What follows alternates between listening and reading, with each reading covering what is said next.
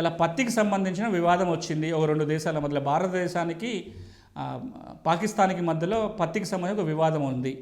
అప్పుడు ఆ పత్తికి సంబంధించిన నిపుణులు ఎవరైతే ఉంటారో వారు, సౌత్ ఏషియాకి సంబంధించిన నిపుణులు, ఈ దేశాల గురించి అవగాహన ఉన్న నిపుణులతోటి ఒక కమిటీ వేస్తారు. ఆ కమిటీ దీని మీద ఒక తీర్పు ఇస్తుంది. దాన్ని ఈ రెండు దేశాలు పాటించాల్సి ఉంటాయి.